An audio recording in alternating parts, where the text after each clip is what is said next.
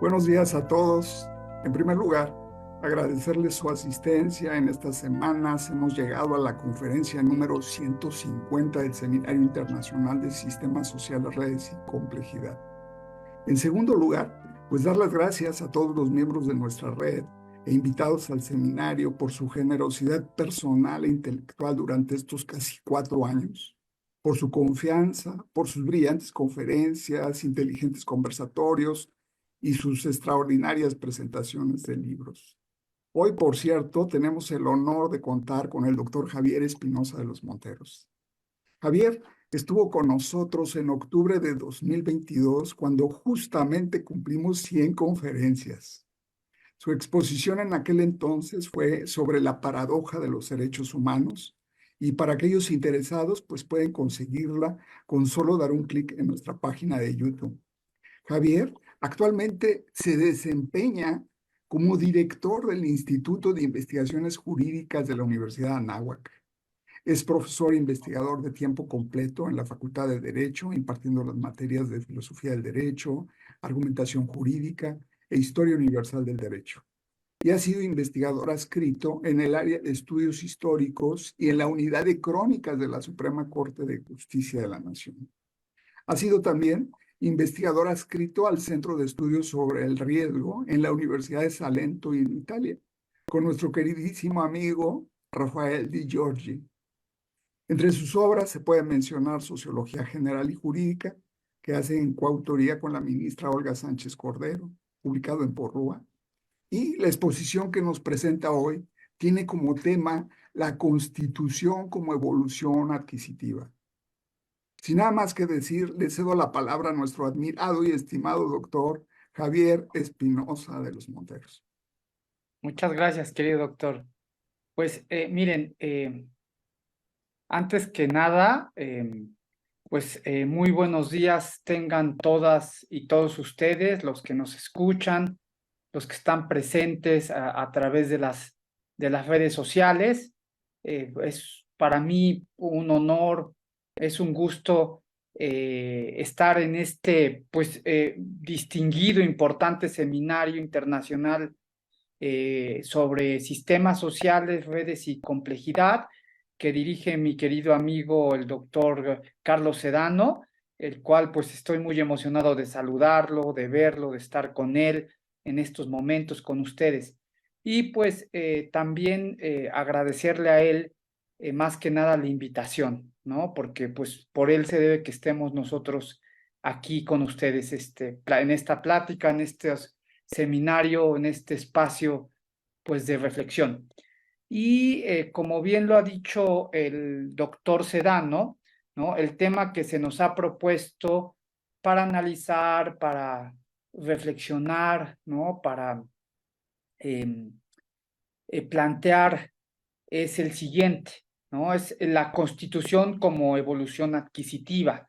Es un tema pues muy importante, muy trascendente, porque todos los días las constituciones son operadas por los jueces constitucionales que emiten decisiones relevantes, pues que emiten decisiones que nos vinculan a todos, ¿no? Entonces es importante pues observar pues cómo opera la Constitución, ¿no? Y pues antes que nada quisiera yo decirles, indicarles, quisiera comentarles que este tema de la Constitución como evolución adquisitiva es una temática que tiene que ver con la historia, ¿no? Por antonomasia, ¿no? Constitución como evolución adquisitiva tiene que ver con la cuestión histórica, con la historia, con un tema particular dentro de la teoría de los sistemas sociales, que es la evolución, que se entiende de manera particular. Y se entiende en el sentido que evolución para Niklas Luhmann, como lo veremos, ¿no? No es la idea de que evolución significa siempre ir hacia adelante, siempre ir avanzando, no significa linealidad, no significa desarrollo, ¿no? Un proceso de decantación de ir de menos a más, ¿no? Eso no es evolución. De hecho, Luhmann en su teoría de la sociedad es esa precisión porque construye su teoría de la evolución y dice él que evolución es para él una improbabilidad que se ha hecho posible o plantearse como algo que es altamente improbable se ha hecho posible, ¿no? También nosotros podemos indicar que este tema de la constitución como evolución adquisitiva, pues es rico en presupuestos teóricos, está rico, atraviesan un cúmulo de teorías, de presupuestos teóricos.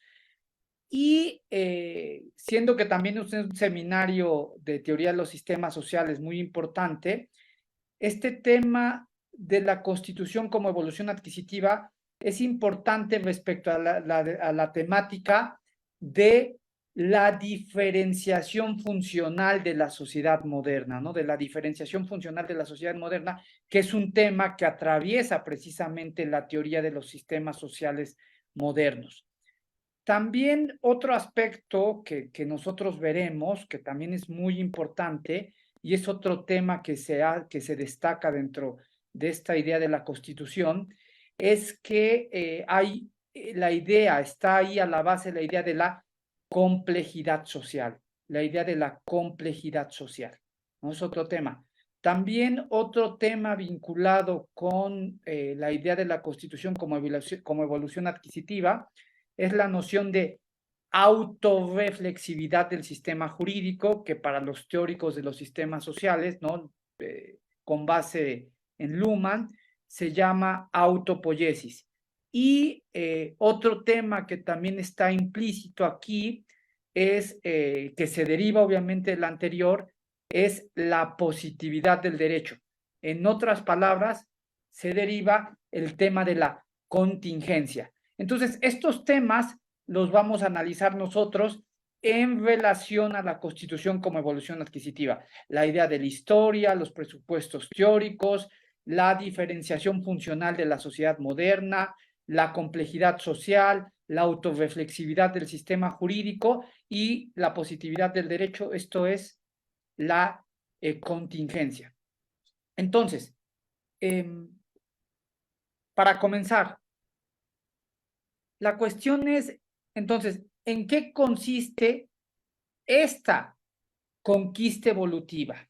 ¿No? Esta conquista evolutiva, que, les repito, no es algo que haya estado ahí de forma primigenia, de forma embrionaria, de forma originaria, y luego haya ido desarrollándose, ¿no? Es evolución, la constitución como conquista evolutiva es una improbabilidad que se ha hecho posible, ¿no? A como algo improbable se ha hecho posible, ¿no? Algo altamente improbable.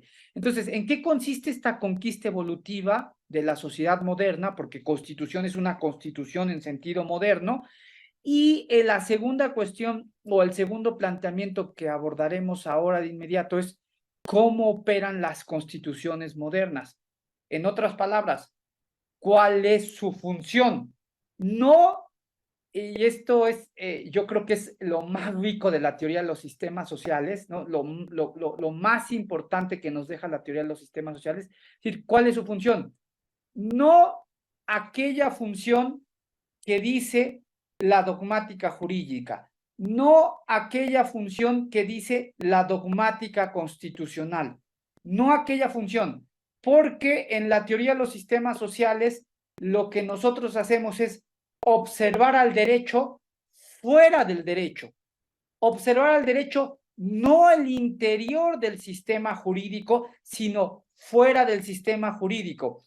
Y esto, como decía mi maestro, el profesor Raffaele de Giorgi, consiste en observar cuál es la realidad de la Constitución. En otras palabras, esto significa observar cómo la dogmática constitucional, cómo las teorías de la Constitución construyen lo que usan como realidad, ¿no? Nosotros pensamos que la Constitución es una norma suprema porque así nos ha leccionado la dogmática, Pero lo que intentamos hacer a través de la teoría de los sistemas sociales es tener otras posibilidades, es tener otras alternativas de observación. Mi querido maestro, el profesor Raffaele de Giorgi, siempre dice, mientras, lo dice así, ¿no? en un sentido que me encanta, que es muy ilustrativo, dice, mira, Javier, mientras todos están viendo de una parte, los teóricos de los sistemas sociales estamos viendo para el otro lado, ¿no? Para el otro lado, efectivamente, ¿no? Tratando de describir más allá de la dogmática jurídica. Entonces, o de la dogmática constitucional. ¿Qué podemos nosotros indicar? ¿Qué podemos decir? Que los presupuestos teóricos de la Constitución, su base teórica, obviamente no son nuevos, ¿no? No son nuevos. Las constituciones tienen la función, y esto lo queremos demostrar, vamos a hacer hincapié en esto, y lo decimos de manera clara y ya de manera directa, inmediata. Si bien los presupuestos teóricos de la Constitución no son nuevos, lo que sí es importante decir es que las constituciones tienen la función de producir la diferenciación funcional de la sociedad moderna. Esto es importantísimo. Efectivamente, las constituciones tienen la función de producir la diferenciación funcional de la sociedad moderna. Y en específico, tienen la función de producir, por tanto, la unidad y la diferencia del sistema del derecho. Tienen la función de producir la unidad y la diferencia dentro del sistema del derecho. Entonces, esto significa que el hecho de que puedan operar las constituciones modernas, eso genera para el sistema del derecho que exista una identidad del derecho y una operatividad, permita su operatividad del sistema del derecho, que exista una identidad del sistema del derecho y una operatividad del sistema del derecho. Y esto genera, por tanto, que se pueda producir siempre, ¿no? Y esto es familiar para todos los teóricos de los sistemas sociales, un orden que opere de manera autorreflexiva, un orden que opere de manera autorreflexiva. De esta manera, posibilitando la operatividad del sistema del derecho, la cual la operatividad es siempre autorreflexiva, es siempre en referencia a sí mismo, en sí misma, es siempre autológica, es siempre autorreferencial. Esto permite a su vez que el derecho tenga una distinción, es decir, que tenga su identidad, o como dice un clásico libro de Luhmann, la unidad produzca la unidad y la diferencia. La unidad, la identidad del derecho y la diferencia del derecho con los otros sistemas sociales, que produzca la diferenciación con los demás sistemas sociales.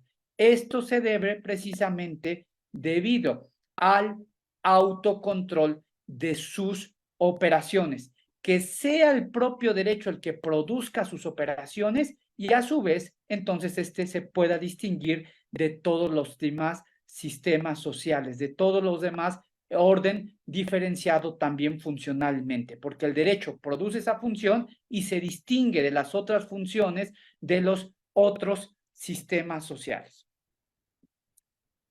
Bien, ahora, la semántica, la noción constitución, como yo lo he mencionado, ¿no? Los presupuestos teóricos no son nuevos. La semántica constitución viene utilizada desde la antigüedad. También es utilizada en la Edad Media, pero la función o estos presupuestos teóricos o estas ideas de la Constitución no tienen la misma función que le atribuimos ahora, ¿no? Ustedes pueden pensar, por ejemplo, en el ámbito griego, ¿no? Los griegos pensaban que existían algunas normas superiores, ¿no? Las nomoi, y que estas normas, habían una serie de normas superiores, pero no tenían la función, como diría Luhmann, de validar o invalidar el derecho, ¿no? No tenían esta función. Decía Luhmann, por ejemplo, que en el pasado hubo, lo cito, hubo, por cierto, la idea de leyes particularmente importantes y fundamentales, y luego dice, pero no la idea de que existiera una ley utilizable como criterio de legitimidad o ilegitimidad de todas las demás leyes o actos jurídicos, ¿no? Es decir, en otras palabras, no existía la idea de que la Constitución o estas normas superiores fueran la unidad de validez de todo el ordenamiento jurídico. Entonces, ciertamente en la antigüedad tenemos estas normas, en la antigüedad griega, también tenemos la idea de en la antigüedad, en el derecho romano, tenemos la idea de las constituciones imperiales, que eran leyes expedidas, ¿no? La normatividad, las leyes expedidas por los emperadores romanos, ¿no? Pienses en esto, por ejemplo, y también de los cuales ciertamente Luhmann en el derecho sociedad dice que ahí están ciertos los presupuestos teóricos que también pasarían a la modernidad. De la semántica de la noción constitución, también nos encontramos nosotros, pues, en la Edad Media una noción de constitución, ¿no? De hecho, los historiadores del derecho no hablan de constitución medieval, pienso, por ejemplo, en Paolo Grossi, pero en tantos otros historiadores del derecho que hablan de la constitución medieval. En realidad, por ejemplo, por citar la Carta Magna de Juan Sin Tierra de 1215, ¿no? Hablan de Carta Magna, hablan de constitución medieval, pero esta idea de constitución no tiene que ver como la utilizamos en sentido moderno, ¿no? No tiene que ver nada como la utilizamos en sentido moderno. Esta idea de ley, de constitución, pertenece al ámbito propiamente medieval, y esto es comprender, como decía Koselleck, ¿no? Comprender los conceptos, las semánticas en su historicidad, comprender los conceptos, entender los conceptos en su determinada especificidad histórica, ¿no? Y esto significa que la constitución en sentido medieval no es una constitución en sentido moderno, no tiene la función de la constitución en sentido moderno. Lo que se llama constitución en un sentido medieval es lo que se conocía, y esto en el bellísimo ensayo de Luhmann sobre la constitución como evolución adquisitiva lo pueden encontrar, lo que había eran precisamente lex fundamentalis, es decir, lo que se llamaba a partir del siglo XII hasta finales del siglo XVIII, se llamaba lex fundamentalis del regno, es decir, leyes fundamentales del reino. Pero estas leyes fundamentales del reino no eran otra cosa que pactos medievales. Y los pactos medievales eran no otra cosa que acuerdos de dominación, pactos de dominación, acuerdos de cómo el señor territorial, el monarca, iba a ejercer su dominación en un determinado espacio territorial. Este espacio territorial en la Europa medieval, que va otra vez del siglo XII al siglo XVIII, se denominaban señoríos territoriales. Y es importante aquí indicarlo precisamente que en Europa, en esos siglos, no existe el Estado. La Constitución en sentido moderno es una constitución que pertenece al ámbito del Estado, que opera en el ámbito del Estado, ¿no? Entonces, estas constituciones medievales lo que generaban era un acuerdo de dominación entre el señor territorial y las diversas corporaciones. Y no se trataba en su operatividad, en su cotidianidad, no se trataba de un derecho de jerarquías, porque los llamados poderes de imperium, es decir, decir justicia, dictar justicia, exigir la guerra o declarar o exigir impuestos, no estaban monopolizados por una sola entidad, ¿no? Entonces estaba distribuida. Y también tómese en cuenta que y de aquí vamos haciendo el ingreso, ¿no? Abriendo el camino para la reflexión de la Constitución en sentido moderno, que en el orden medieval, además de estas leyes fundamentales del reino, existían otras ideas de normas superiores, ¿no? Además de estas leyes fundamentales del reino, existían otras normas superiores. Y estas normas era precisamente el derecho natural, un derecho natural que tenía una base teológica, ¿no? Tenía una base, es decir, una base que se basaba en la divinidad, ¿no? En la divinidad, en la idea de Dios. Y este derecho natural, y aquí es muy importante pues destacarlo, ¿no? Resaltarlo, este derecho natural, como todo derecho natural en el ámbito de la filosofía del derecho premoderna, porque ya después no tendrá sentido esta idea en el derecho moderno, en la modernidad, y es por eso la importancia de las constituciones y comprender su operatividad, su función en una sociedad moderna. Dentro de este derecho natural que es premoderno, el antiguo o el medieval, la idea del derecho natural se concibe como un derecho que tiene que regir para la eternidad, como un derecho que tiene que vincular para la eternidad, como un derecho que no puede cambiar, como un derecho que no puede mutar. En otras palabras, si quiere, como un derecho que no podría ser modificado, ¿no? Y obviamente esta idea de las leyes fundamentales del reino, de la lex fundamentalis, de las constituciones medievales, y esta idea del derecho natural servían para poner límite al poder, a la potestad del monarca.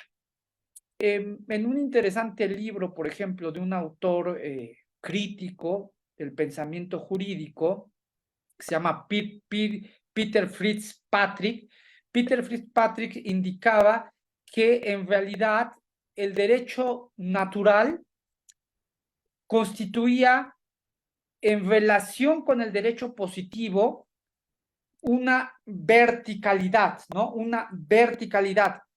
¿Y por qué se refería este derecho natural a una verticalidad? Porque en realidad el derecho positivo lo que hacía era una reproducción de los contenidos del derecho natural. Entonces realmente era una verticalidad, ¿no? Porque el derecho positivo, para ser válido, para ser legítimo, tenía que producir los contenidos, tenía que producir los contenidos del derecho natural. Contenidos que eran precisamente que reproducían o manifestaban la voluntad divina.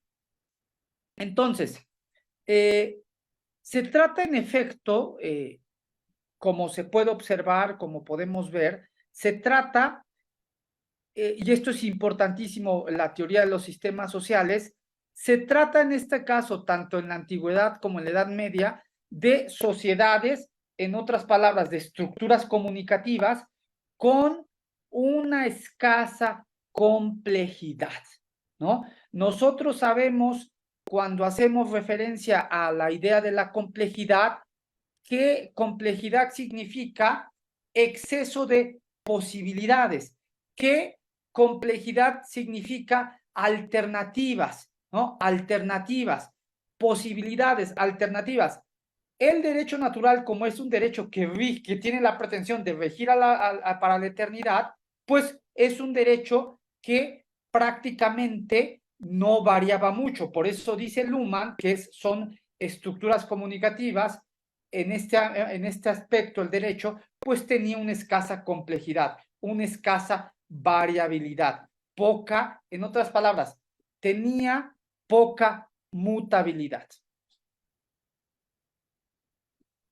Ahora bien, la legitimidad que producía este derecho natural, el fundamento del derecho positivo, lo constituía este derecho natural. Y este derecho natural era la verdad, ¿no? La verdad teológica, la voluntad divina. Como dice De Giorgi, ¿no? La función de esta verdad era conducirnos, guiarnos. Entonces, lo interesante aquí es observar la manera, la forma en que se produce el tránsito hacia la modernidad, la forma en que se produce este proceso de transición hacia la modernidad y cuáles son estas características. ¿Cuáles son estas características? Resulta aquí de gran relevancia y trascendencia indicarlo, pues el pensamiento de Lutero, ¿no? De Martín Lutero, porque Lutero asesta un golpe significativo para la ruptura del orden medieval y el tránsito hacia la modernidad y a las consecuencias de la modernidad, a las consecuencias del estado de la sociedad moderna, que son ciertamente las que continuamos viviendo. Es decir, nosotros no estamos en una sociedad postmoderna, nosotros vivimos las consecuencias de la sociedad moderna, no vivimos en una sociedad postmoderna. Decía Luhmann en un bellísimo libro que se llama Observaciones de la Modernidad, que el seguir planteándonos y dilucidar y seguir insistiendo en el tema de qué consiste la sociedad moderna es porque siguen describiéndose por algunas teorías como una sociedad postmoderna, pero estas teorías no dicen nada en qué consiste esa posmodernidad, ¿no? Entonces, seguir insistiendo sobre esto, sobre la sociedad moderna y que vivimos nosotros precisamente las consecuencias de la sociedad moderna. En el caso de las constituciones del derecho, las consecuencias del iluminismo. Pero regresando al pensamiento, a la idea esta que estábamos planteando del pensamiento luterano, lo que hace Lutero es asestar un golpe para la separación, la fracturación del orden medieval, la fractura del orden medieval y el surgimiento del orden moderno, de la sociedad moderna. Y aquí debe de tomar en cuenta, se debe de tomar en cuenta estas ideas que él aducía. Él indicaba lo siguiente: nosotros, nuestra capacidad intelectual de los sujetos, nosotros no tenemos la capacidad para conocer los designios de Dios. Nosotros no tenemos la capacidad para conocer la voluntad divina. Esto lo que produce es hacer una separación entre orden espiritual y orden temporal. Y esta separación entre orden espiritual y orden temporal es la forma en que se produce la secularización del derecho. ¿Por qué? Porque si el derecho natural era un derecho natural divino y ya no se encuentra el derecho natural y solo se queda el orden temporal, entonces esto es lo que nos lleva al proceso de secularización, al movimiento, a las revoluciones de finales del siglo XVIII, inicio del siglo XIX, como la Revolución Norteamericana, como la Revolución Francesa, a las declaraciones de independencia las declaraciones de derechos humanos, a la formación del Estado moderno. Entonces, todas las consecuencias, el proceso de secularización.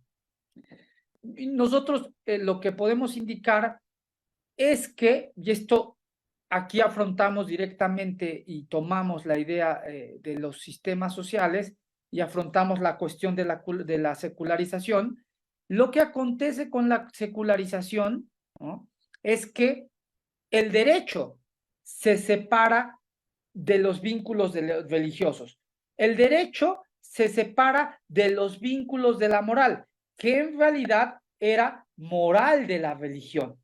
Entonces, lo que acontece, para decirlo, que esto ya lo hemos ahora explicado históricamente, pero explicado a través de teoría de los sistemas sociales, significaba que anteriormente existía un sistema unitario, es decir, una estructura comunicativa, una estructura omnicomprensiva, una estructura omniabarcativa, que era el orden medieval, que producía la unidad del actuar, que concebía la unidad del actuar, es decir, del actuar en el derecho, del actuar en la política, del actuar en relación a la verdad, lo que hoy se llamaba ciencia, en relación al actuar en la educación, en relación del actuar en arte, en el arte, es decir, en estos espacios comunicativos, lo que se produce es que todos estos ámbitos de la comunicación estaban subsumidos, eran parte de un gran sistema social, de una gran estructura comunicativa que se llamaba religión.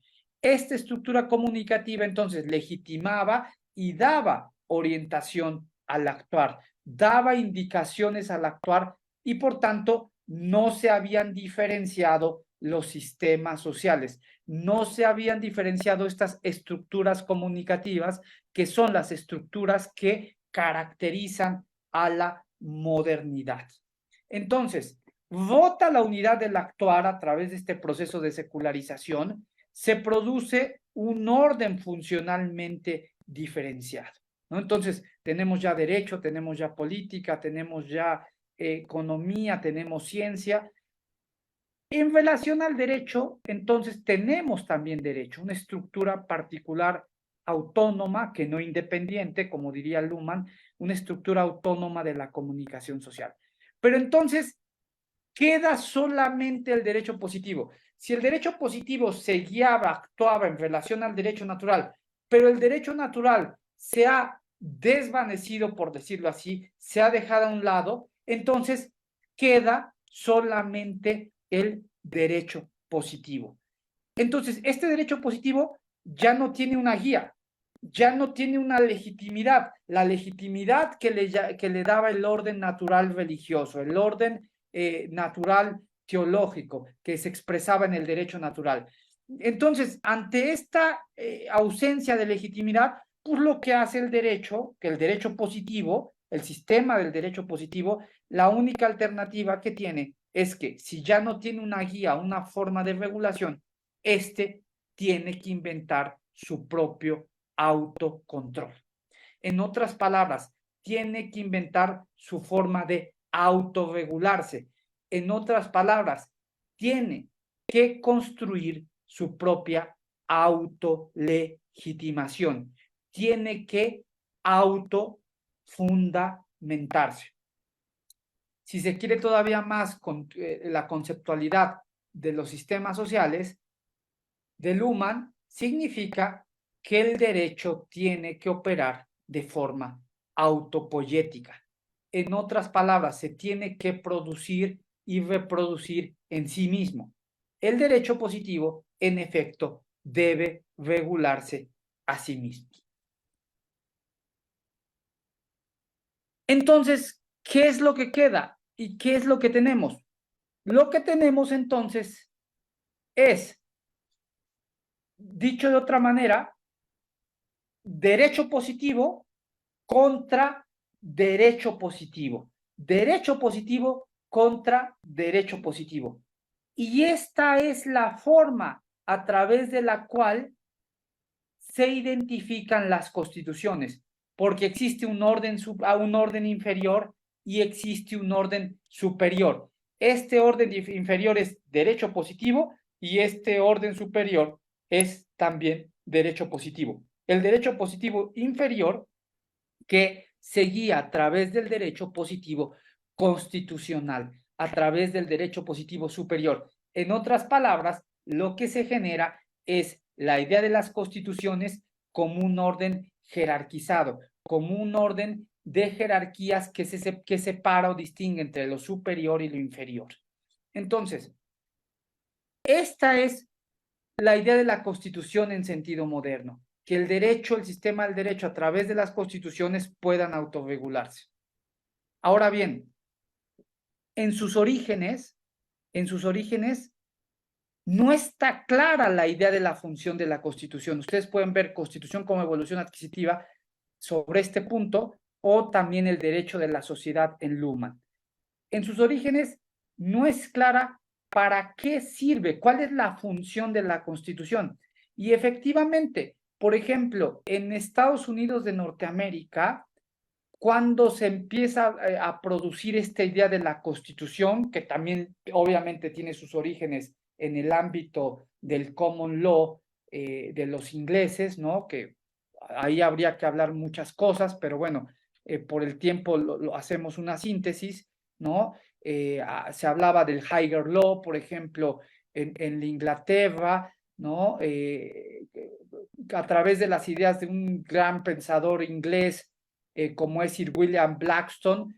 Blackstone dice que el Higher Law, el derecho alto, el derecho superior, se encontraba en los derechos de la Carta Magna de Juan Sin Tierra, pero bueno, esa es una reinterpretación de Blackstone que a partir del siglo XVIII, pues obviamente se encuentra imbuido de estas ideas del derecho natural, ¿no? Y que estos derechos eran el derecho fundamental y un derecho que tenía que extenderse a todos los súbditos de la corona. Pero bien, ahora, cuando se produce esta separación, esta independencia de Estados Unidos de Norteamérica, lo que nosotros sabemos es que en su origen la Constitución norteamericana no tiene una declaración de derechos. Entonces, ¿cuál es la función? Y tampoco tiene la idea de que las normas del legislador tienen que invalidarse en relación a un derecho superior. Esto no lo dice la Constitución, y además recuérdense las ideas de Thomas Jefferson, que era antifederalista y que pugnaba porque existía una división rígida de poderes, y que es la que en sus inicios, en su etapa inicial de la Constitución norteamericana, pues prima, ¿no? Vincula. Entonces, la Constitución, la función de la Constitución en el ámbito norteamericano originario es la de constituir un acto de legitimación frente a la monarquía.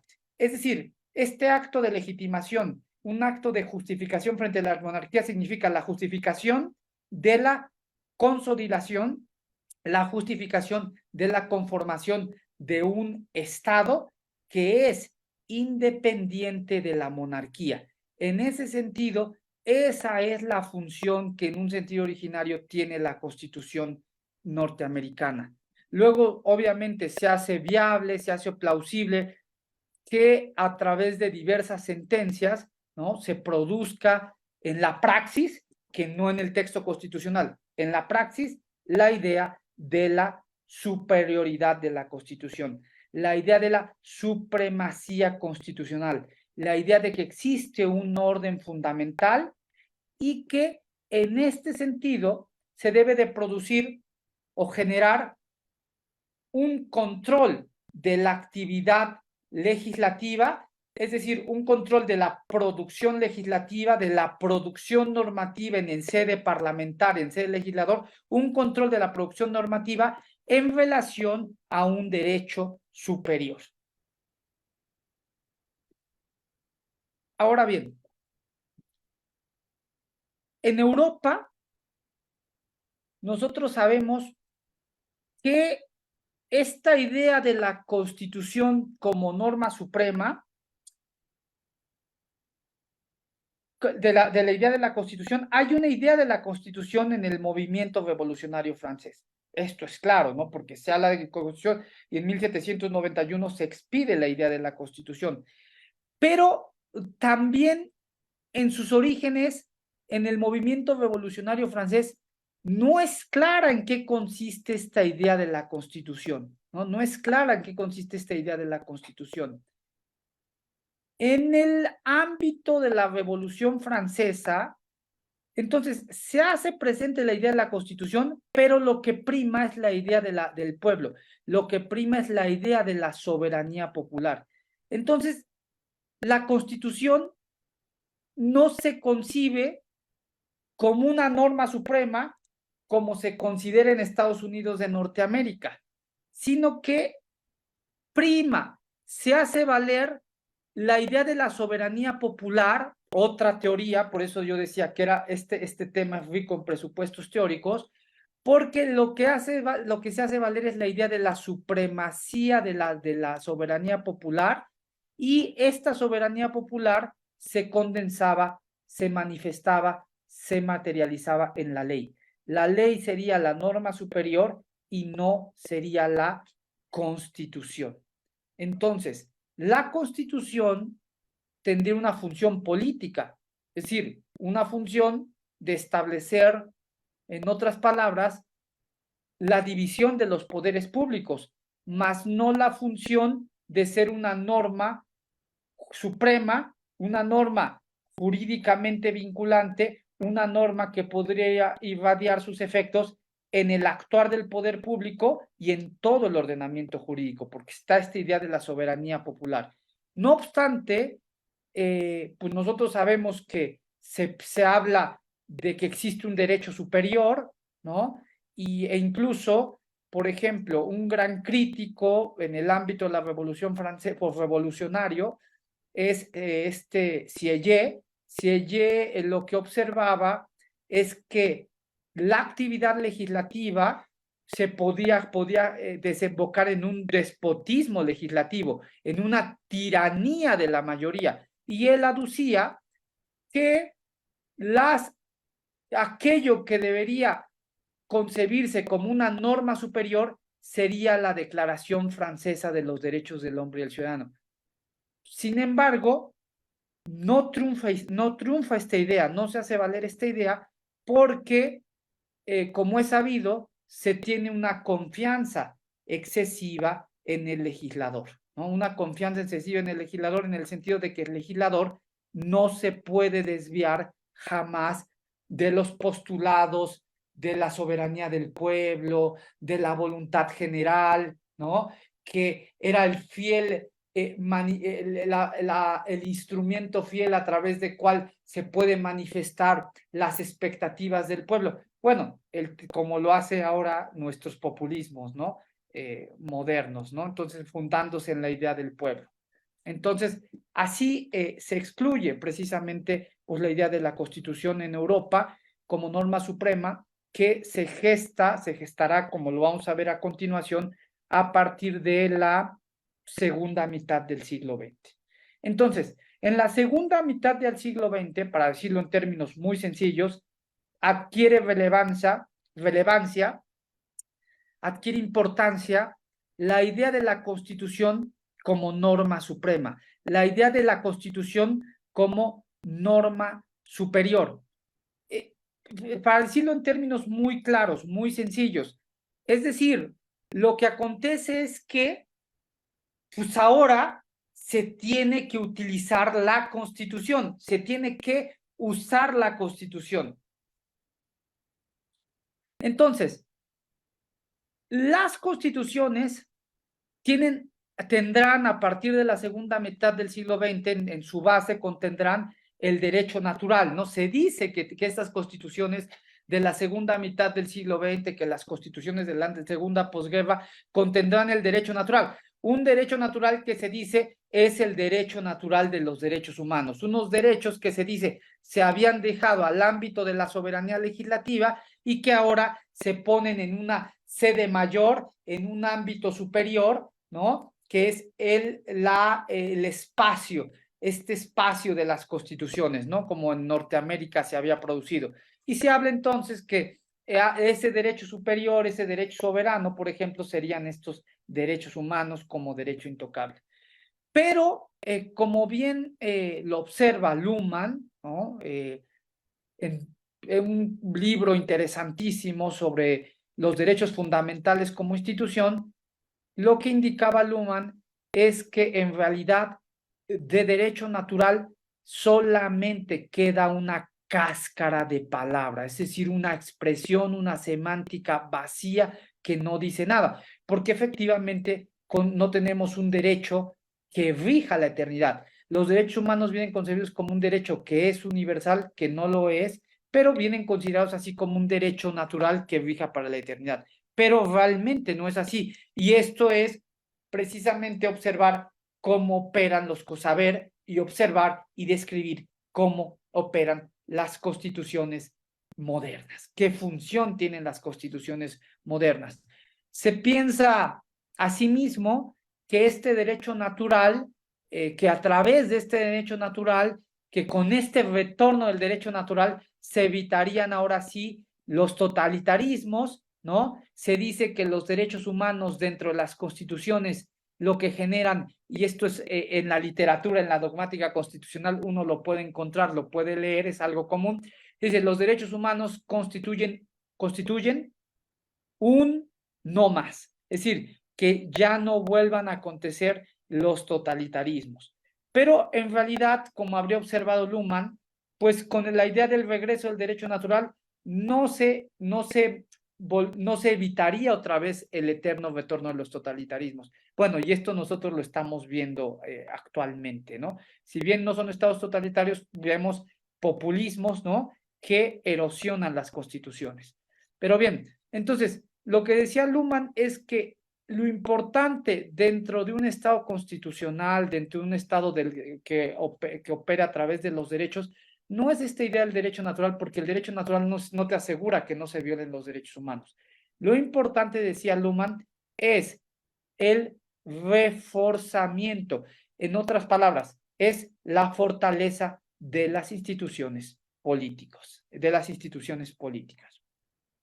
Sin embargo, a través de la dogmática constitucional, ¿no?, los derechos fundamentales, vienen concebidos como un derecho supremo, ¿no?, un derecho que está dentro de las constituciones, pero en realidad este derecho supremo, y esto es ya un análisis dentro de la teoría de los sistemas sociales, la función, ¿no?, y la idea de la Constitución como evolución adquisitiva, en realidad la función de los derechos humanos como derecho supremo que se introduce en las constituciones, la función es aquella de inventar las jerarquías, de construir las jerarquías. Y una vez inventadas las jerarquías, construidas las jerarquías, entonces se puede producir el autocontrol del sistema del derecho y, por tanto, la diferenciación funcional del sistema del derecho. En otras palabras, siendo que la función de los derechos es precisamente clausurar el sistema del derecho. En otras palabras, la función de los derechos fundamentales es cerrar el sistema del derecho, ya no la idea de un derecho natural, sino que el derecho positivo se cierre a través de la idea de unos derechos fundamentales y que entonces el derecho, cerrado el sistema del derecho, pueda fragmentarse el derecho, porque positivizados los derechos, reconocidos los derechos en las constituciones, se puede decir que hay un derecho superior. Diciendo que hay un derecho superior, inmediatamente se inventa el derecho inferior. En otras palabras, para decirlo de manera muy precisa y de manera muy clara, la función de los derechos es clausurar el sistema del derecho, fragmentar el sistema del derecho, separarlo en superior, en inferior, y por tanto, una vez separado en superior, en inferior, activar la distinción entre constitucional e inconstitucional. Activar la distinción entre constitucional e inconstitucional. En otras palabras, hace operativa la binariedad del sistema del derecho. Se habla de constitucional e inconstitucional, ¿no? Validez o invalidez, que en otras palabras no es otra cosa que reg, como decía Luhmann, reg, un reg, derecho, no derecho, ¿no? Si se quiere, como lo utilizan la terminología los constitucionalistas, constitucional, inconstitucional. Pero en relación a los derechos, no nos encontramos con un límite objetivo, es decir, con una supremacía, no nos encontramos con una fundamentalidad. La supremacía no es una supremacía objetiva. La supremacía, ¿por qué no es una supremacía objetiva? Porque la supremacía de los derechos es un orden que se basa en valores. Valores que se dicen son valores fundamentales, en valores que se dice son valores objetivos, que son valores que otorgan una cualidad suprema a la Constitución. Pero el gran problema es este. Como decía Luhmann, hay tantos valores como estrellas en el cielo. Hay tantos valores como estrellas en el cielo. Y decía otra vez Luhmann, los valores no dicen cómo se resuelven los problemas, los conflictos entre valores. Los valores no dicen cómo se resuelven las colisiones entre valores. Entonces decía Luhmann precisamente que tiene esta forma de fundamentar, de decidir la supremacía en la modernidad, en la Europa moderna, pues tiene poca probabilidad, ¿no? La idea de basarse, de fundamentarse en valores, tiene poca probabilidad, credibilidad está en el descrédito, ¿no? La forma en que se crea derecho, la forma de resolver los conflictos en el valores, entre valores, la forma de fundamentar. Y ustedes saben que la forma de fundamentar es, por ejemplo, apelando a la idea de la razón como un fundamento objetivo. Pero nosotros sabemos a través de la teoría de los sistemas sociales, a través de la teoría del observador, que razón es razón y desrazón. Es razón, no es otra cosa que la unidad de la distinción entre razón y desrazón. En otras palabras, razón y desrazón es la construcción de un observador. La razón es la construcción de un observador, quien indica qué es razón o qué es desrazón. Pero razón puede ser desrazón y desrazón puede ser la razón. Entonces, en relación a la Constitución, significa que este derecho no opera con fundamentos objetivos, que este derecho opera a través de observadores y estos observadores son precisamente los jueces constitucionales. Y ya para ir cerrando, lo que nosotros podemos decir en este sentido es que no existe la idea de la supremacía constitucional como como algo objetivo, como algo ya dado.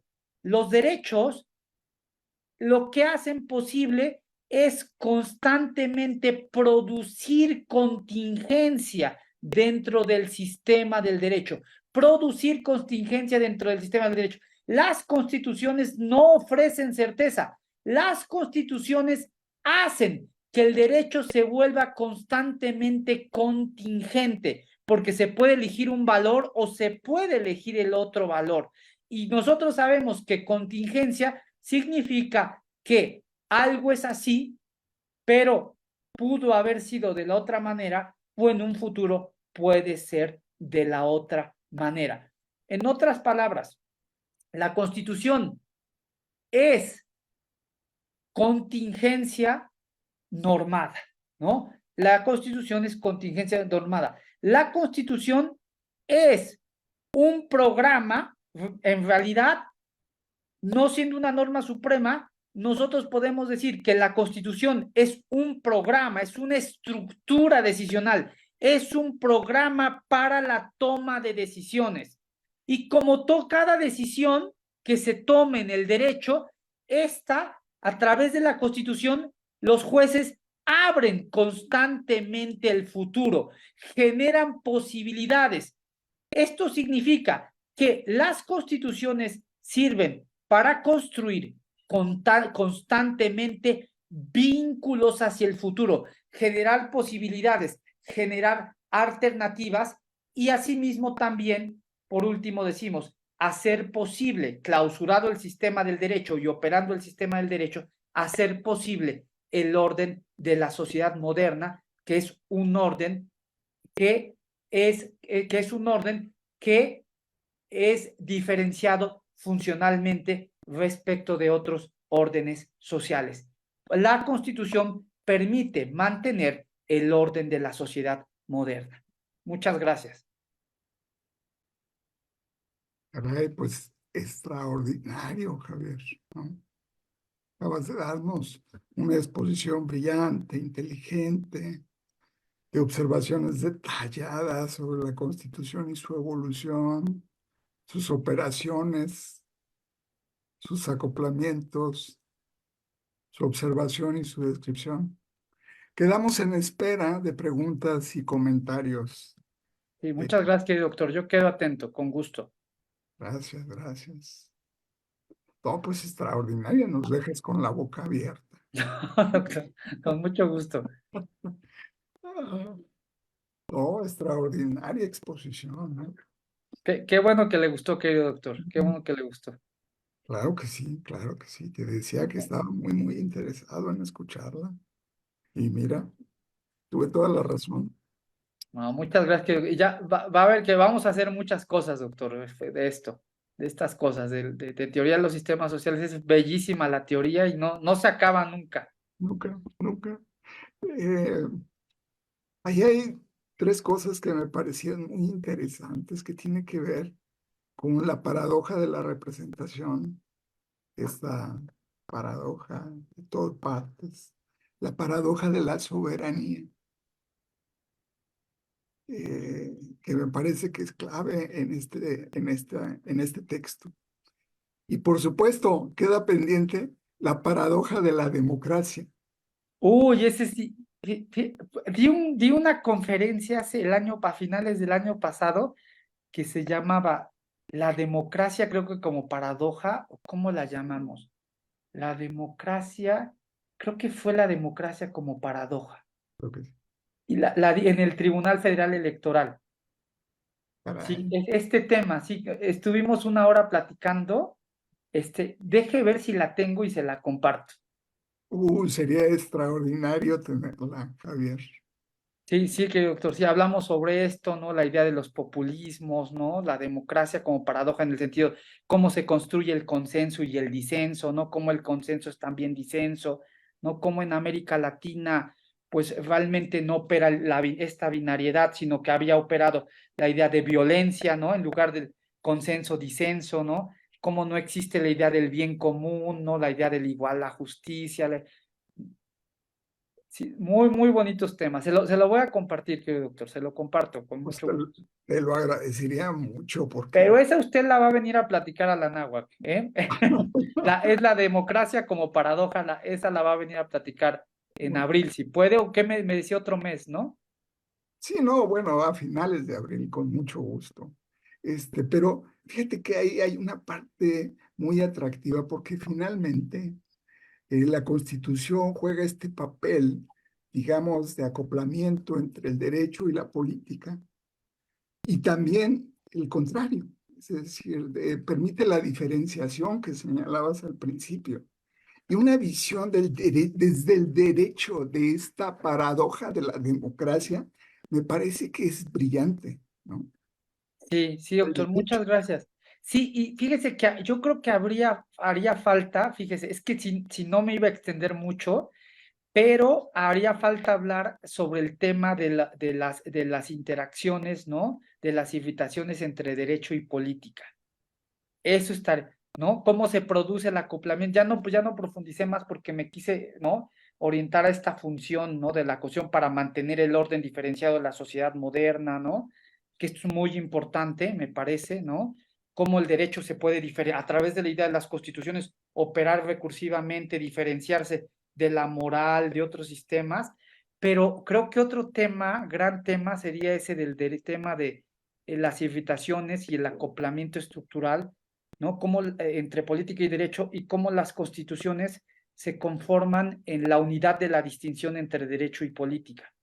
Claro, Pero claro. si quiere, con gusto otro día hacemos otro más específico, doctor. Perfecto. Ya está planteado.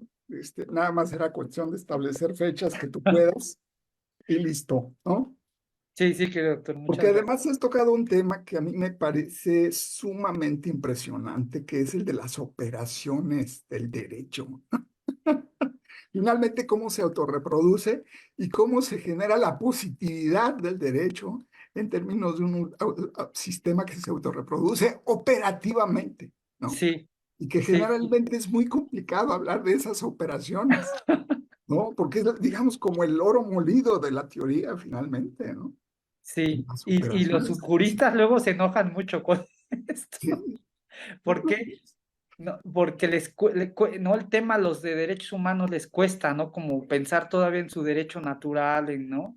claro, claro, pues sí, también no te creas, también en sociología, los sociólogos, también sucede. Este, pues creo que has dejado sorprendidos a más de uno, ¿verdad? Contándome yo como ese uno. Todavía no tenemos preguntas. No se preocupe, querido doctor. Si hay, con mucho gusto. Si no, no hay problema, ¿eh? Claro, Me las envían. Si quieren, después me las envían y con gusto o en el otro seminario que se haga de Derecho y Política, con gusto. Claro, pues mira, yo ahorita acabo de sacar estas tres paradojas de tu primera conferencia, que fue la paradoja sobre los derechos, ¿no? Sobre los derechos humanos. Entonces, pues casi te formulaba la idea de, mira qué buen manejo estás haciendo ya de la paradoja, no en los derechos humanos, en la representación, en la soberanía y en la democracia, ¿no? Sí, Pensando en eso me parece fantástico.